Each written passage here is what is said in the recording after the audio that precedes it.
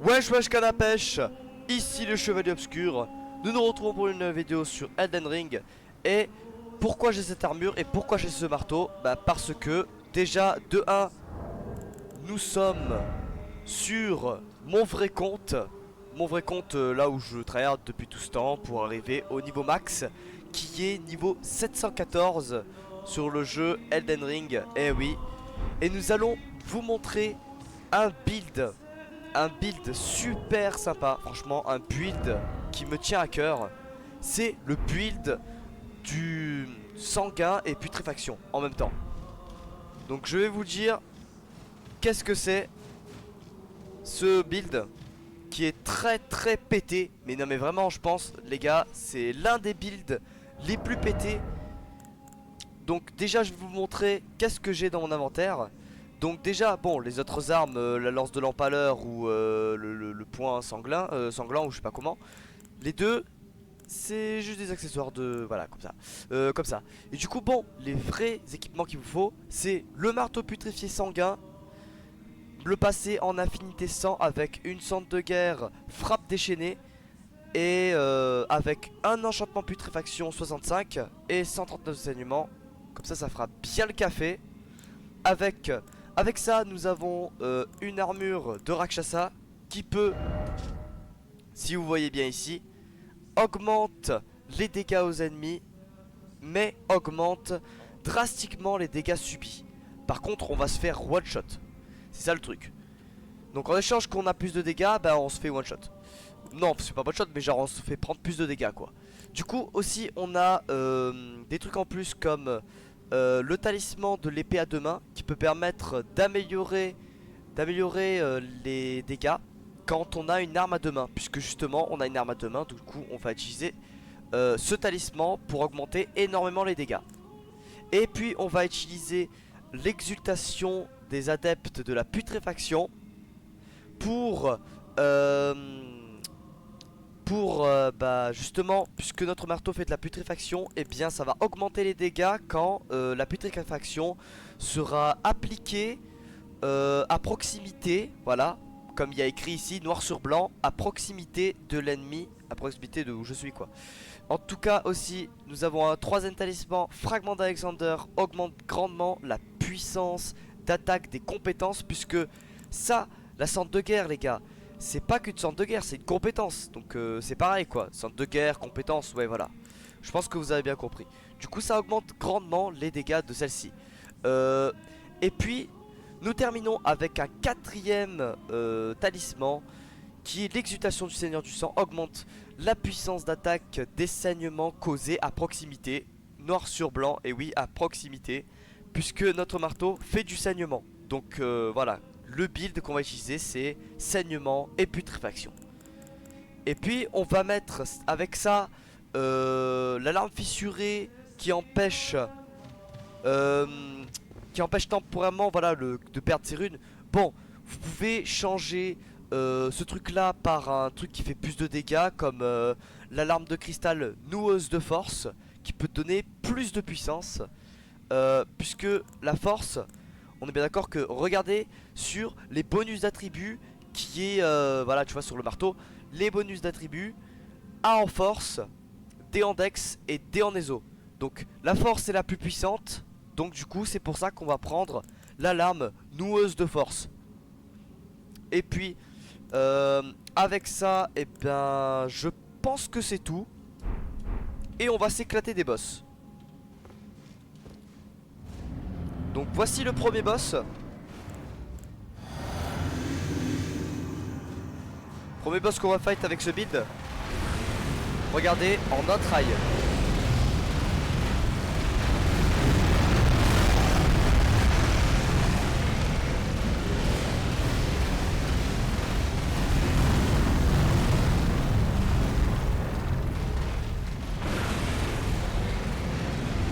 Regardez les gars, en un try, je vais le détruire.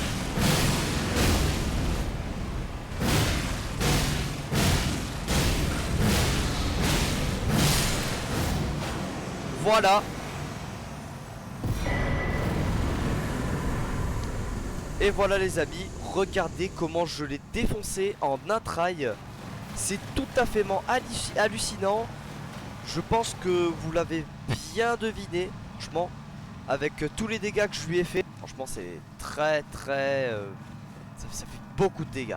Donc on se retrouve après pour le prochain boss à détruire.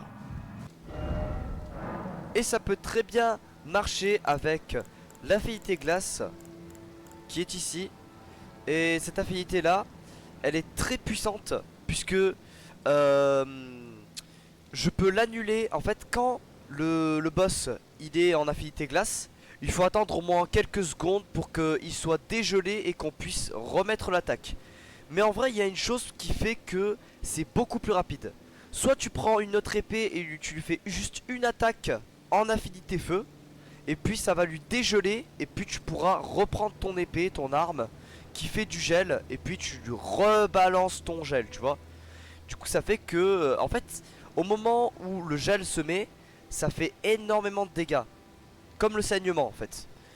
Lorsque tu appliques le saignement, bah ça fait énormément de dégâts sur une grande lignée de PV. Et le glace c'est un peu pareil, sauf que c'est moins puissant et aussi c'est plus fréquent puisque l'affinité glace se fait plusieurs fois. Comme le sanguin, mais voilà quoi. Et du coup, pour que ça aille plus vite, pas besoin d'armes de feu dans une autre main, sinon ça va faire trop lourd. Soit vous pouvez utiliser une manière beaucoup plus simple, comme par exemple l'épeau. L'épeau, quand je vous dis l'épeau, mais ça, oui, c'est vraiment des pots. Des pots comme les pots volcaniques qui peuvent te permettre de faire un nuage. Bon, en fait, c'est un nuage qui peut te permettre. Ah ouais, bah, puisqu'il y a la pluie, bah ça l'a annulé. Mais en fait, c'est un nuage de feu qui peut toutes les secondes en fait, le boss il prend des dégâts de feu. Donc c'est à dire que tu peux spammer ton attaque de glace, tu peux spammer ta compétence et puis bah lui faire autant de dégâts, puis bah le défoncer quoi, hein. Plus qu'à le défoncer. Et je vous laisse pour le prochain boss. Bon les gars, voici notre prochain boss. Voici notre prochain boss du coup. On va utiliser ça. Et on va utiliser flamme renforcement. Je vous l'ai pas dit, c'est vrai, j'ai oublié. Pour flamme renforcement, c'est une incantation qui peut augmenter de 20% les dégâts. Du coup on va fight ce boss. C'est parti. Et en fait les gars, c'était une blague. En fait bah je suis en train de fight le faux Morgoth en fait. Regardez, je suis en train de fight le faux Morgoth les gars, hein. C'est pas le vrai hein. Le vrai Morgoth il est dans le château hein. Mais oui frère, mais oui. Mais oui. Et oui c'était une blague les amis. Et oui, qu'est-ce que vous allez croire? Que j'allais fight le vrai Morgoth maintenant? Et oui, je voulais vous faire une petite blague avant. Vous voyez? Moi j'aime bien faire des blagues. Mais tu vois, ouais là juste après pour le vrai Morgoth ça va pas le faire, vous voyez. Donc là j'ai fight le faux Morgoth. Là j'ai fight le vrai bah après. Bon bah tout de suite. Parce que franchement si ça aurait été le vrai bah ça aurait été pas aussi facile hein. Et si je vous disais d'ailleurs qu'il existerait un Morgoth Prime? Eh bien justement je vais vous le montrer.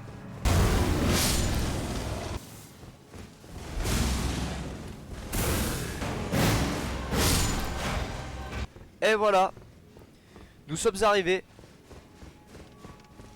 Il n'y a plus qu'à passer ce chemin et hop, voilà Morgoth.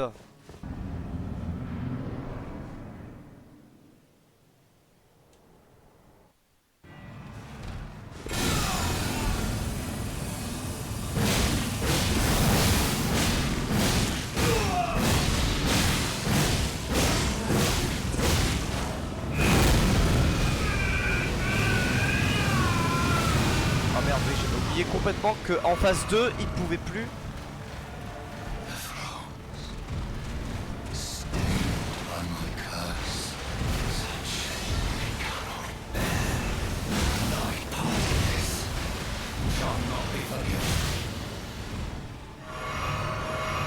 Regardez, il va mourir de la putréfaction. On va le laisser gentiment mourir de la putréfaction. Et c'est fait. Allez, vas-y, tu peux toujours courir, Margit. Morgoth plutôt, ouais, voilà. Ciao.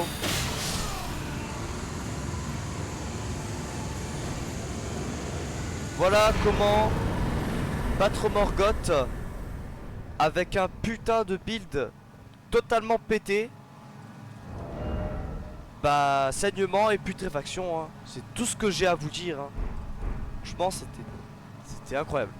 Bon, si vous connaissez pas l'histoire de Elden Ring, allez voir dans des vidéos YouTube, franchement. Parce que il y a une histoire en fait dans ce jeu. Il y a une histoire en fait dans ce jeu, si vous voulez la connaître. Franchement, elle est super stylée, l'histoire. Apparemment, Morgoth, genre c'est le fils de je ne sais pas qui, et puis voilà quoi. J'ai pas envie de tout vous dire. Ok les gars, on va se retrouver pour un autre boss à fight. Les gars, on se retrouvera quand on sera devant le serpent Rykard.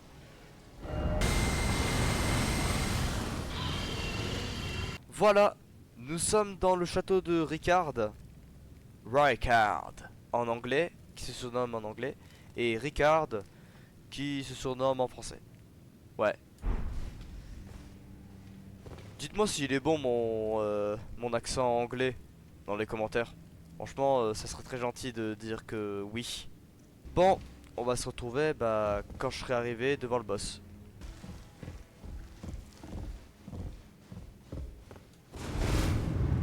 Bon les gars aussi, je me suis fait une petite exception.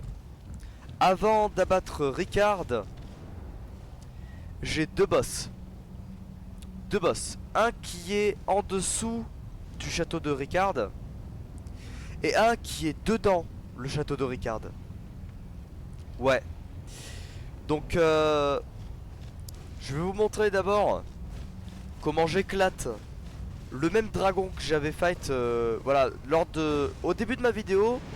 Eh bien j'avais fight le même dragon, mais sauf qu'il est plus puissant.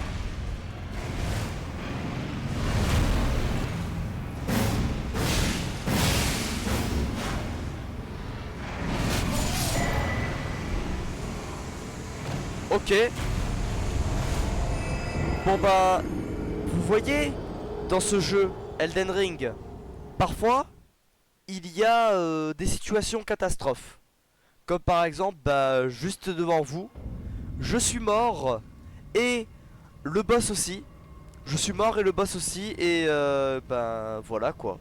Ça compte comme tué et en même temps je suis mort. Bon, prochain boss. Nous y sommes, les amis. Bon, déjà il y a un garde.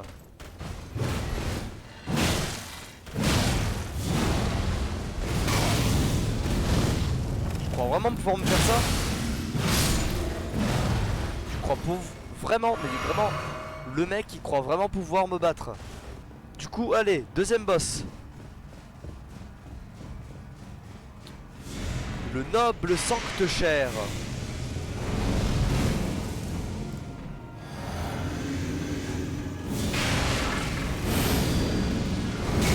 Oh putain, comment il a fait là?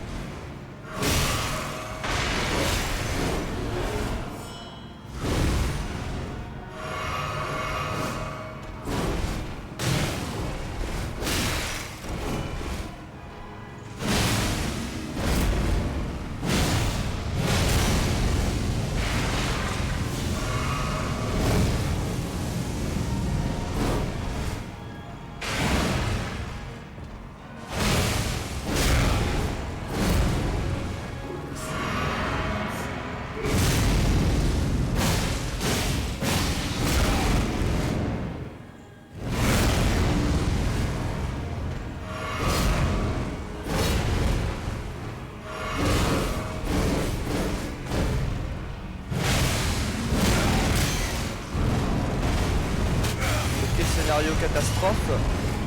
Scénario catastrophe.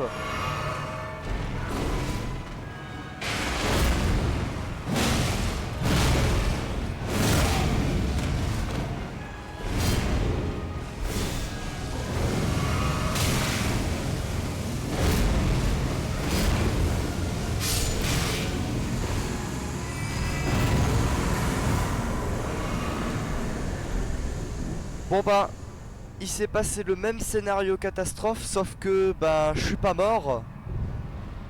Bon bah ok, c'était bien. Allez, on se retrouve maintenant cette fois-ci quand je serai vraiment devant Rykard, le seigneur du blasphème. Voilà, nous y sommes devant le boss Rykard. Eh bien, nous sommes dans une grotte du coup. Et on va le défoncer, c'est parti. C'est parti mon kiki. Donc, petit truc en plus que j'ai à vous dire, c'est que normalement,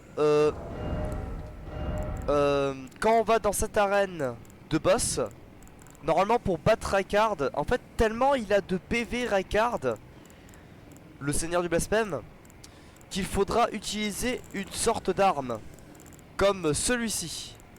Le Track Viper. C'est ça, le Track Viper. Normalement ça fait des lasers super pétés, mais bon, ça je vais pas l'utiliser, bien sûr que non. Puisque nous, tout ce qui nous intéresse, c'est le build saignement et putréfaction. Donc c'est parti, on y va. Bon, cette fois-ci je m'autorise une petite arc runique.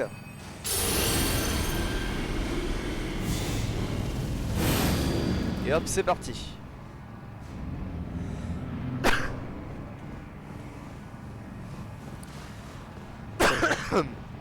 Regardez comment il est super facile à vaincre. Tu vas voir, c'est tellement une dinguerie. La la li la la.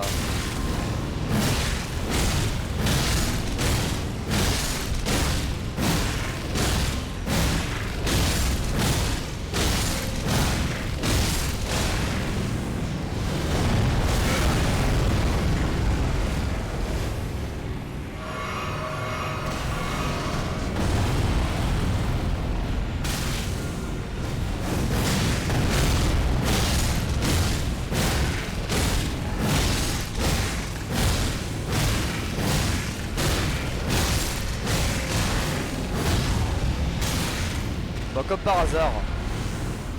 Regardez-moi les dégâts. 41 000 de damage. 50 000. Vous avez vu? Wesh. Dinguerie les gars. 50 000 damage.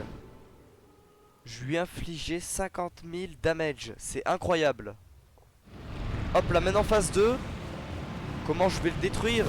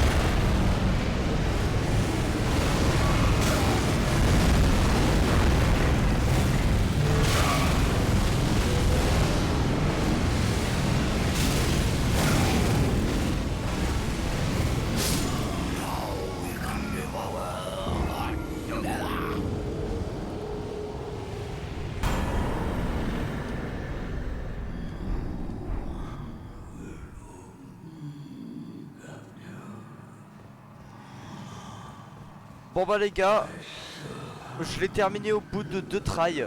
Il était tellement facile franchement. Juste parce qu'en fait il y a eu un problème.